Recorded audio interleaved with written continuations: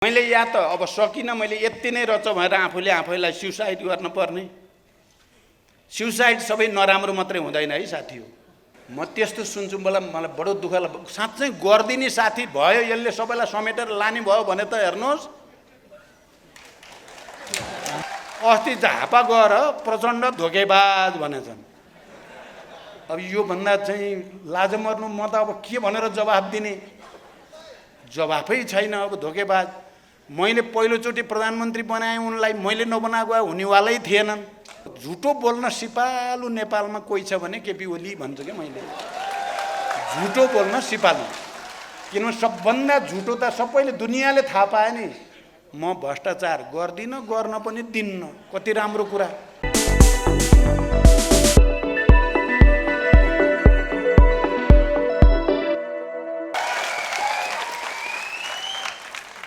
जो जति माथि आयो त्यो त्यति दलालहरूसँग एकाकार भएर गयो, जनतासँग सम्बन्ध विच्छेद भए जस्तो भयो। हामी उनै मान्छे छौँ।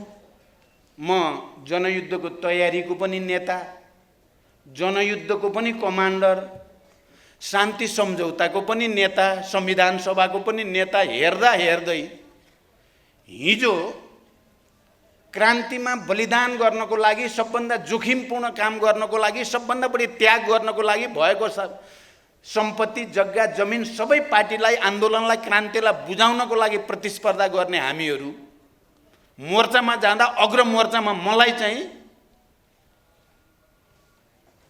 मोर्चा दिँदा लडाईँको त्यो आर्क दिइयोस् जुन आर्कमा पहिला प्रहार गर्ने हुन्छ भनेर रोज्ने हामी, जान नपाउँदा रुने हामी। मैले धेरै साथीहरू देखेको छु। तपाईँ अहिले नजानुहोस् त्यो मोर्चामा भनेर अरू जिम्मा दियो भने रुँदै, लड्न जान पाइएन, मर्न जान पाइएन भन्ने मान्छे हामी। अहिले चाहिँ हामी पद पाइएन भने रुनी भयौँ, पैसा पाइएन भने रुनी भयौँ, मन्त्री पाइएन भने रुनी भयौँ। र हामी थाहै नपाइकन हामीले आफ्नो क्रान्तिकारी विरासत जाने शहीद परिवारहरू आज जो मार्मिक ढङ्गले भन्नुभयो, यो दुईजना बोल्नुभयो बेपत्ता र शहीद भनेर बडो मार्मिक ढङ्गले। यो हजारौँको आवाज हो, यो लाखौँको आवाज हो। यो मैले यो पार्टीलाई चाहिँ क्रान्तिकारी रूपान्तरण गर्ने अझै पनि सम्भावना छ। मैले यसो भन्दै गर्दा पछिल्लो चरण नेपालमा जब प्रतिक्रान्तिको फडा उठाउँदै गयो, प्रतिगमनको, आफूले नै गरेको एकताको पार्टी र बनाएको प्रधानमन्त्री र अध्यक्षबाट प्रतिक्रान्तिको नेतृत्व, प्रतिगमनको नेतृत्व गर्ने काम भयो। र चाहिँ संविधानमा जे जति उपलब्धि संस्थागत हुन् तिनलाई उल्ट्याउने, र त्यो उल्ट्याउनेको टार्गेट चाहिँ अरू कोही थिएन। त्यो टार्गेट चाहिँ क्रान्तिकारी एजेन्डाहरू, माओवादी आन्दोलन, माओवादी नेतृत्वलाई सिद्ध्याउने, घेराबन्दीमा राख्ने र सखाप पार्ने रणनीति अन्तर्गत भएको थियो। कमरेडहरू, तपाईँहरूले यसलाई गहिरो गरी आत्मसात गर्नुभएकै होला। गर्न जरुरी छ। त्यसको टार्गेट चाहिँ प्रतिनिधि सभा विघटन गर्नु मात्रै थिएन, अरू बेलाको जस्तो थिएन। यो कुरा तपाईँहरूले बुझिसक्नु भएको छ। त्यसको टार्गेट संविधानमा भएका जे जति प्रगतिशील कुराहरू छन् ती चिजहरू उल्ट्याउनु थियो। र यो संविधान रहेसम्म माओवादी आन्दोलनको ऐतिहासिक विरासत हराउँदैन, त्यो सम्मानित भइराख्छ इतिहासमा। त्यसकारण त्यसलाई उल्ट्याउने षड्यन्त्र थियो। मैले भन्ने गरेको छु, हिजो जनयुद्ध र जनआन्दोलनको बेलामा क्रान्तिकारीहरूलाई प्रतिक्रियावादीहरूले घेरा हाल्ने र सखाप पार्ने। अब त्यसको चाहिँ अरू चित्र भन्न परेन, तपाईँ प्राय धेरै जसो भुक्तभोगी नै हुनुहुन्छ। घेरा हाल्ने, सखाप पार्ने थियो प्रतिक्रियावादी रणनीति भने। हाम्रो रणनीति घेरा तोड्ने र प्रतिरोध गर्ने थियो। भिन्न रूपमा अहिले गएको 1.5 वर्ष यता त्यही लडाईँ दोहोरियो। प्रतिक्रियावादीले घेरा हाल्ने र हामीलाई सखाप पार्ने कोसिस गरे। हामीले घेरा तोड्ने र प्रतिरोध गर्ने र त्यसलाई परास्त गर्ने रणनीति बनायौँ र हामी विजयी भयौँ। विजयी हामी नै भएको हो। र त्यति बेला मैले एउटा के कुरा समीक्षा गर्ने अवसर पनि भयो। त्यो आन्दोलन हामीले एउटा निरङ्कुश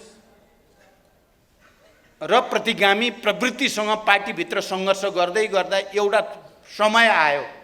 म आज तपाईँ युवा विद्यार्थीहरूसँग विशेष रूपले अपिल गर्न चाहन्छु। एउटा समय आयो मेरो लागि पनि, पार्टी नेतृत्वको हैसियतले पार्टीको अगाडि पनि र नेतृत्वको हैसियतले मेरो अगाडि पनि एउटा यस्तो अहम प्रश्न, यस्तो एउटा एकचेप प्रश्न भन्नुहोस्, यति ठुलो प्रश्न खडा भयो। अब फेरि लडाइँ गर्ने कि छोडिदिने, अब सकिएन यति रहेछ। मैले त्यति बेला एउटा यो भगत सिंहको फिल्म सायद तपाईँहरूले धेरैले हेर्नुभएको होला, त्यहाँ चन्द्रशेखर आजादको चाहिँ छ।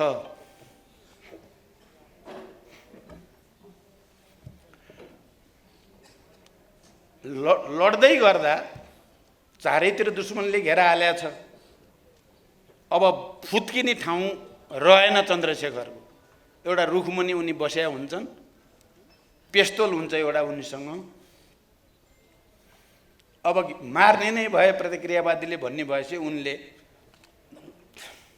माटो समाउँछन्, एक मुठी माटो लिएर उनले भन्छन् त्यहाँ धरती माता भएर, माँ यति नै मैले गर्न सकेँ भनेर आफैले सुसाइड गर्छन्, आफैले आत्महत्या गर्छन्। सायद तपाईँहरूले हेर्नुभयो होला। झन्डै झन्डै मेरो अगाडि अब चाहिँ फेरि लडाइँ गर्ने कि आत्मसमर्पण त मैले गर्न सक्दिनँ, गर्न हुँदैन। हजारौँ शहीदहरू, हजारौँ बेपत्ता योद्धाहरू, घाइते अपाङ्गहरूको सबै ऋण त मेरो टाउकोमा, त मुख्य रूपमा त मेरो टाउकोमा छ। मैले या त अब सकिनँ, मैले यति नै रहेछ भनेर आफूले आफैलाई सुसाइड गर्न पर्ने। सुसाइड सबै नराम्रो मात्रै हुँदैन है साथी हो।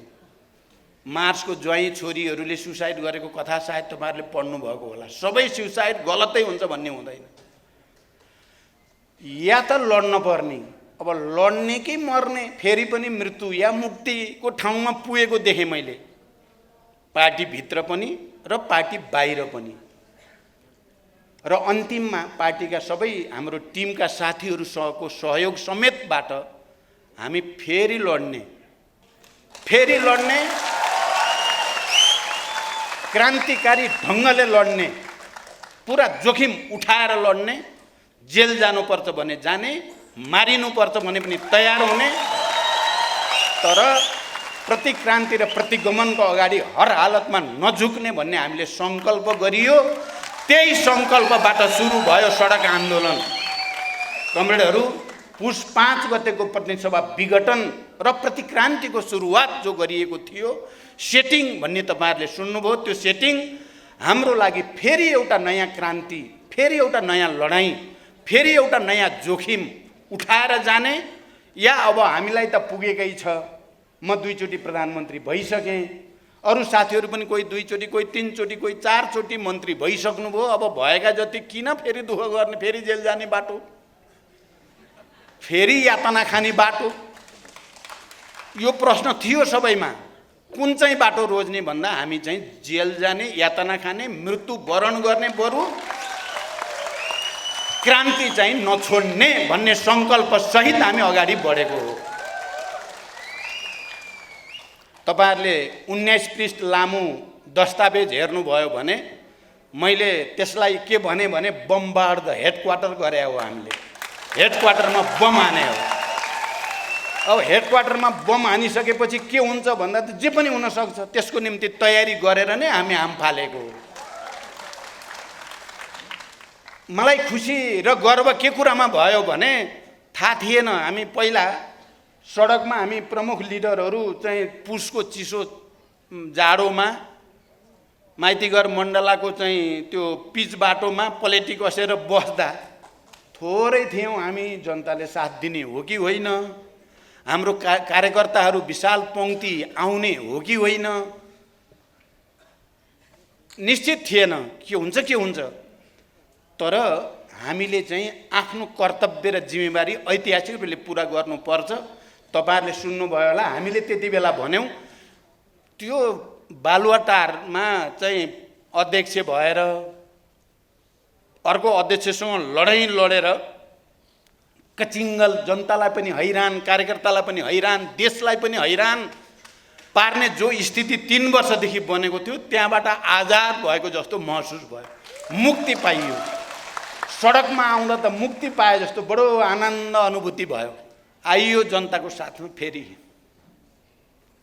उतै उतै हराइन्छ कि हामी पनि अरू जस्तै अवसरवादी उस्तै भएर पो जीवनको अन्तिम क्षण चाहिँ त बडो चाहिँ पीडादायक क्षण हुन्छ नि। फेरि त्यत्रो क्रान्ति, त्यत्रो बलिदान गरेको पार्टीको नेता मर्ने बेला त क्रान्तिकारी होइन अवसरवादी भएर मर्न पर्यो भने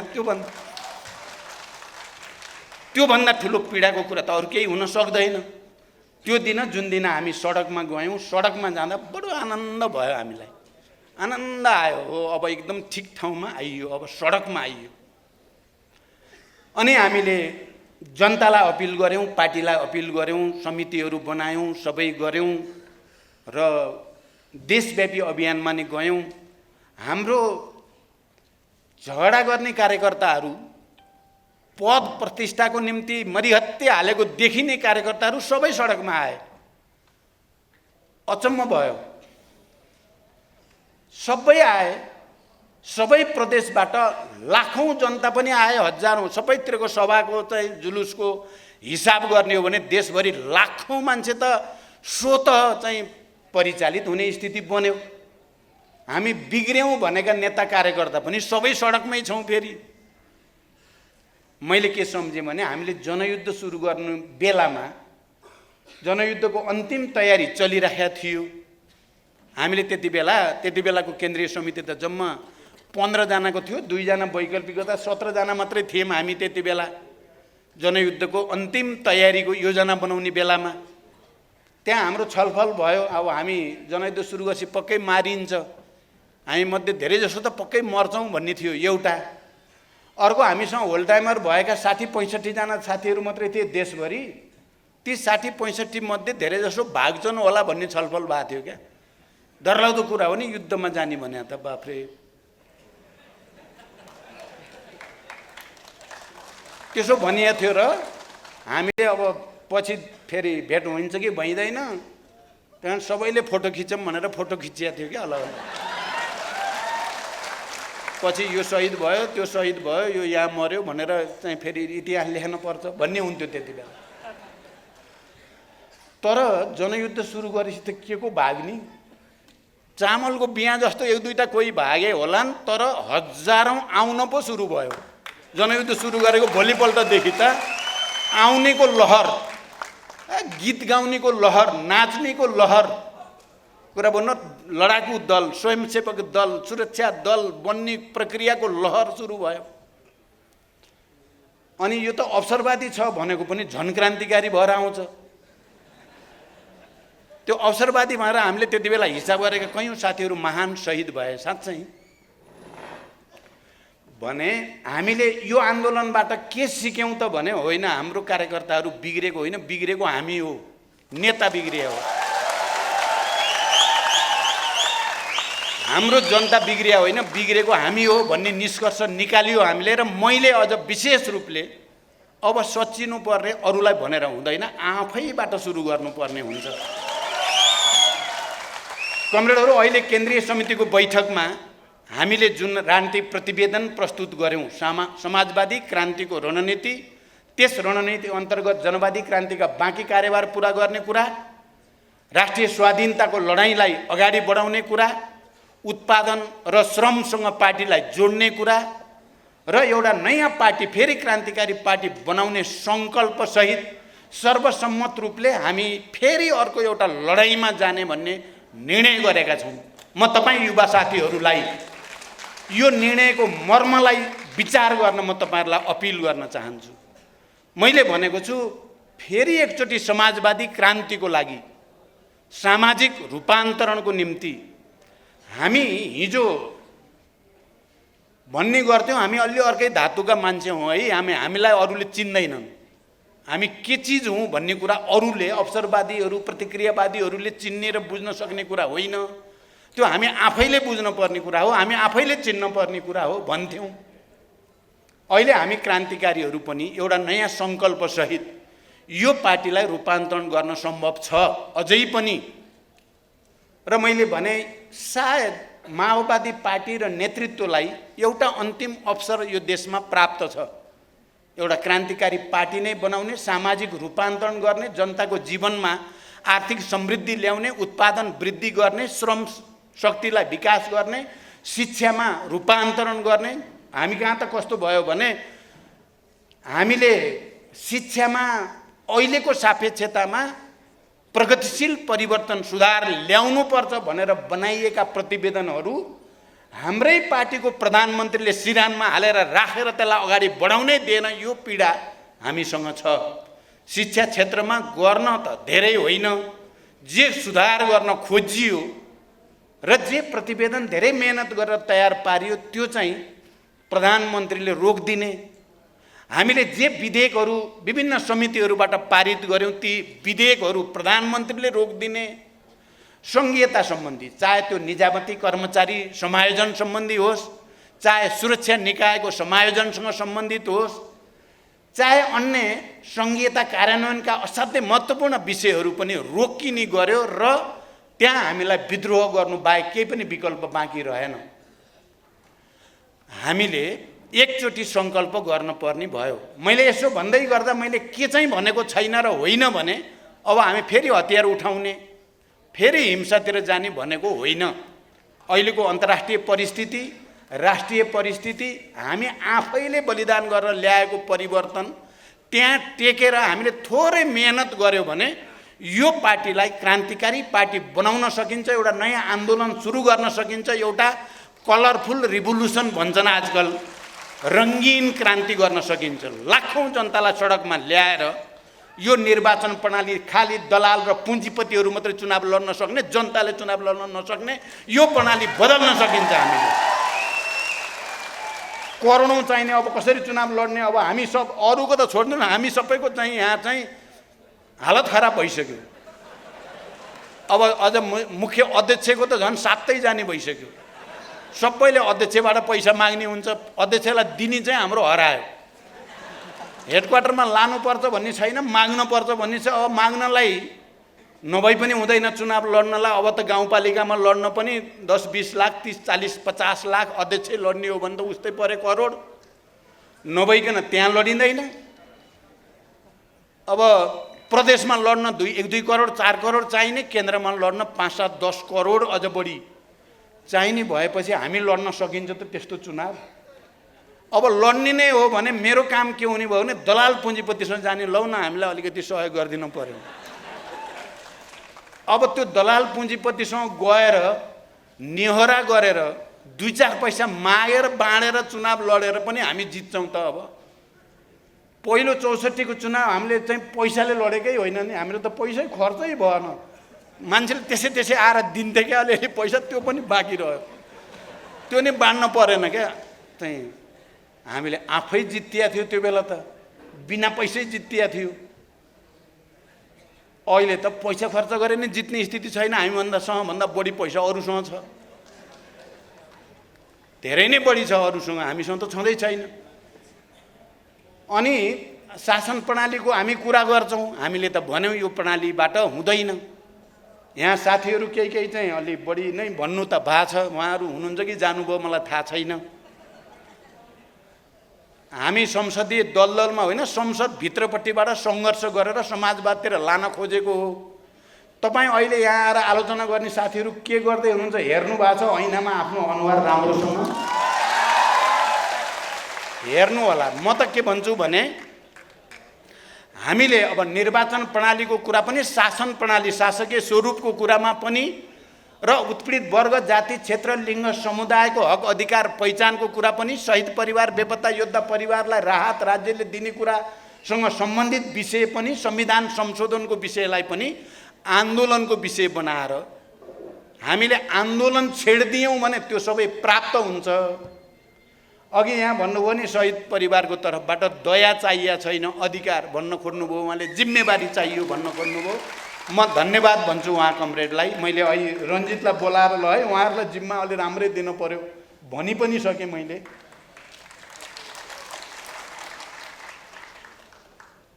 भनेपछि हामीले आन्दोलन छेड्दियौँ भने अस्ति सुरुमा पुस 5 गतेबाट आन्दोलनमा झन्डै हामी एक्लै होइन र, वक्तव्य दिने त थिए धेरै बुद्धिजीवी, नागरिक समाज, पत्रकार सबैले पनि साथ दिए। तर सडकमै हाम फाले त हामी नै हो नि। मास नै जम्मा गरेर लाखौँको सङ्ख्यामा परिचालन गरे त हामीले नै हो नि।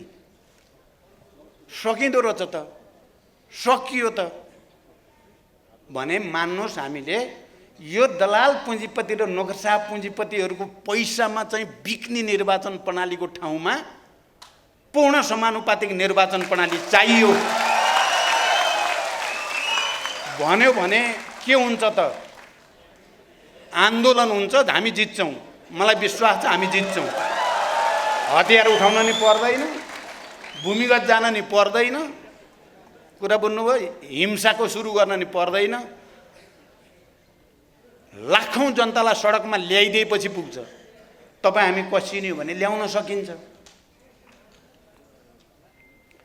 त्यसकारण अहिले अब कुरा के छ त? हामी अब रूपान्तरण हुने भनिन्छ नि कहिले चाहिँ, रूपान्तरण हुने सम्बन्धी कुरो पनि के रहेछ भने पहिलो कुरा त विचारमा रूपान्तरण हुन पर्यो। हाम्रो विचार मार्क्सवाद, लेनिनवाद, माओवाद भनेका छौँ, समाजवादी क्रान्तिको रणनीति भनेका छौँ, त्यसको अर्थनीति, त्यसको राजनीति, त्यसको सांस्कृतिक नीति, त्यसको चाहिँ सङ्गठनात्मक संरचना अब के हुने भन्ने कुरामा सुस्पष्ट संश्लेषण चाहियो हामीलाई। कोही कार्यकर्ताले हिजो जनवादी क्रान्ति जनयुद्धमा जाने भनेपछि क्लियर थियो नि, त्यहाँ कहीँ कन्फ्युजन थिएन। भूमिगत र जनयुद्ध जाने कि नजाने, स्क्वाडमा भर्ती हुने कि नहुने, चाहिँ भिडन्तमा जाने कि नजाने क्लियर। जनवादी क्रान्ति गर्ने, सामन्त जाली फटा दलालहरूका विरुद्ध लडाइँ एकदम क्लियर थियो। अहिले क्लियर छैन। मैले अहिले भने थारू साथीहरूले बडो मार्मिक ढङ्गले राख्नुभयो मेरो अगाडि, कहाँ आइयो हामी क्रान्तिमै छौँ कि छोडियो बाटो। एउटा सामान्य थारू साथीले बडो चाहिँ गम्भीर ढङ्गले हामी आयौँ कहाँ, छौँ कहाँ, हो के यो समाजवाद भनेको, कहिले आउने, कसरी गर्ने हो भन्छन् के। ठिकै हो, कन्फ्युजन छ, क्लियर छैन। र यो किताब लेखेर मात्रै क्लियर हुने कुरा पनि छैन। पहिलो कुरो त वैचारिक राजनीति लाइन हामीले सधैँ भनेको त्यो साइन्टिफिकै कुरा हो। Ideological and political line decides everything. सबै कुराको अन्तिममा निदो गर्ने त विचार राजनीतिले नै हो। हामीले कुन वर्गको विचार, कुन वर्गको राजनीति, कुन वर्गको चाहिँ हितको निम्ति आफूलाई समर्पित गर्ने भन्ने कुरा हो। तर त्यसको साथसाथै आन्दोलन पनि हो, त्यसअनुसारको सङ्गठन, त्यसअनुसारको सङ्घर्ष, त्यसअनुसारको कार्यशैली भएन भने पनि विचार आफैले क्रान्ति त गरिदिँदैन। विचारलाई व्यवहारमा, शक्तिमा रूपान्तरण गर्नको त मान्छे चाहिन्छ। मान्छे आन्दोलनमा जानुपर्छ, त्याग गर्नुपर्छ, तपस्या गर्नुपर्छ। त्यो नभएसम्म त हुँदैन। त्यसकारण हामीले अहिले केन्द्रीय समितिमा विचार राजनीतिलाई पनि हामी विकसित गर्छौँ। राष्ट्रिय सम्मेलनसम्म पुस 11, 12, 13मा राष्ट्रिय सम्मेलन गर्छौँ। त्यहाँसम्म पुग्दा हामीले समाजवादी क्रान्तिको हाम्रो रणनीतिबारे, हाम्रो तात्कालिक कार्यनीतिबारे, जनवादी क्रान्तिका बाँकी कार्यभार पुरा गर्ने सम्बन्धमा या राष्ट्रिय स्वाधीनताको लडाइँका सन्दर्भमा सुस्पष्ट हाम्रो कुनै पनि कार्यकर्ताले हेर्ने बित्तिकै बुझिने हाम्रो बाटो अब यो भन्ने हाम्रो एकदम मौलिक बाटो, हाम्रो आन्दोलनको पहिचान झल्किने, हाम्रो विरासतलाई विकसित गरेको देखिने चाहियो भनेका छौँ हामीले। र अनि त्यही अनुसार हामीले सबभन्दा पहिला युवा साथीहरूलाई अपिल गर्न चाहेका छौँ हामीले।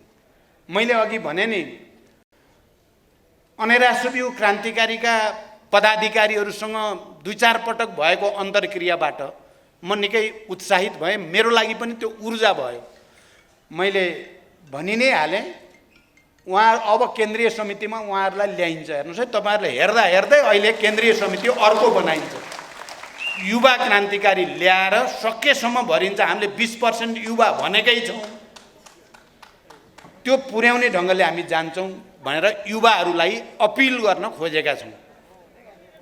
यो मानिसहरूलाई डोर्याउने भनेको पछाडिबाट होइन, मानिसलाई डोर्याउने अगाडिबाट हो, पशुलाई धपाउने पछाडिबाट हो। त्यहाँ जसले डोर्याउँछु भन्छ ऊ पहिला अगाडि बाटो लाग्नु पर्यो।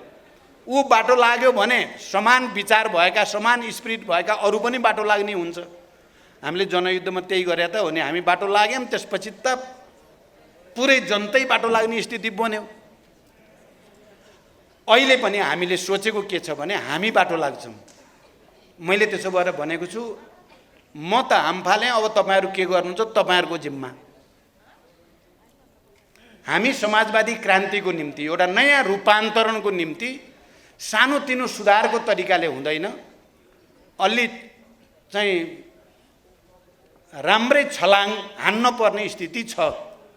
र तपाईँहरूको विद्यार्थी यो सम्मेलन त्यो दिशातिर अगाडि बढ्ने एउटा महत्त्वपूर्ण पाइला यहाँबाट सुरु हुन सक्छ। तपाईँहरूले अहिले देखा परेका विसङ्गति र विकृतिका विरुद्ध सङ्घर्ष गर्ने, पद र प्रतिष्ठाको निम्ति मरिहत्ते हाल्ने प्रवृत्तिका विरुद्ध, वर्ग समाज रूपान्तरणको निम्ति सङ्घर्ष गर्ने प्रवृत्तिलाई प्रोत्साहित गर्न तपाईँहरूले सुरु गर्नुभयो भने मलाई लाग्छ एउटा ठुलो आन्दोलनको सुरुवात यहीँबाट हुन सक्छ। मेरो अपिल तपाईँहरूसँग यही छ।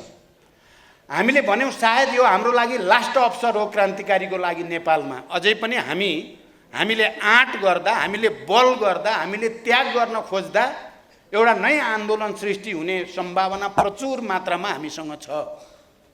हामीले रिल्याक्स गऱ्यौँ, हामीले त्यति वास्ता गरेनौँ भने चाहिँ फेरि यो त्यसपछि हामी फेरि उठेर नेपालमा 150 वर्ष क्रान्ति भनेर चाहिँ भन्ने स्थिति नहुन पनि सक्छ।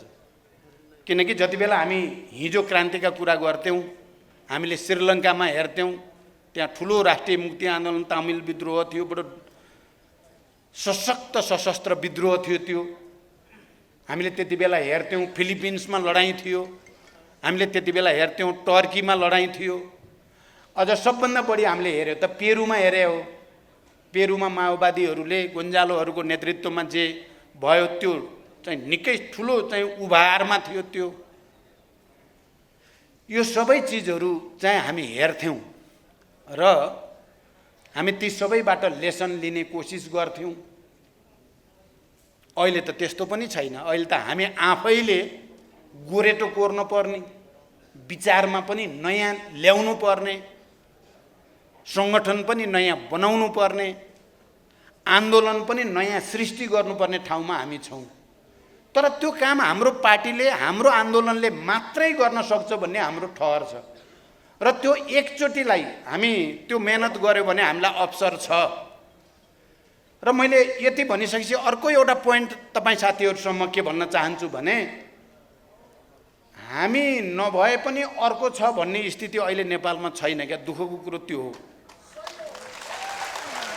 हामी नभए नि अर्कोले गर्छ, ल्याउँछ होला भनेर सन्तोष लिउँ न त भन्ने स्थिति छैन। हामीले नगरे अर्कोले गर्छ, त्यो गर्छ, प्रतिक्रान्ति गर्छ, प्रतिगमन गर्छ, यो देशलाई बर्बाद पार्छ, देशै दुर्घटनामा पर्ने स्थिति छ। त्यसकारण मैले केन्द्रीय समितिमा भनेको कुरा र आज तपाईँहरूको अगाडि पनि भन्न खोजेको कुरा, हामी सच्चिनु पर्ने, हामीले आत्मसमीक्षा गर्नुपर्ने, हामीले आफूलाई रूपान्तरित गर्नुपर्ने आवश्यकता हाम्रो लागि मात्रै होइन, यो देशलाई दुर्घटनाबाट बचाउन, नेपाली जनतालाई भयानक निरङ्कुशतातिर लैजाने षड्यन्त्रबाट जनतालाई बचाउन हामी सच्चिनुको विकल्प छैन। त्यसकारण मैले यो लास्ट अवसर हो भन्नुको तात्पर्य त्यहाँनिर छ। म विद्यार्थी साथीहरूलाई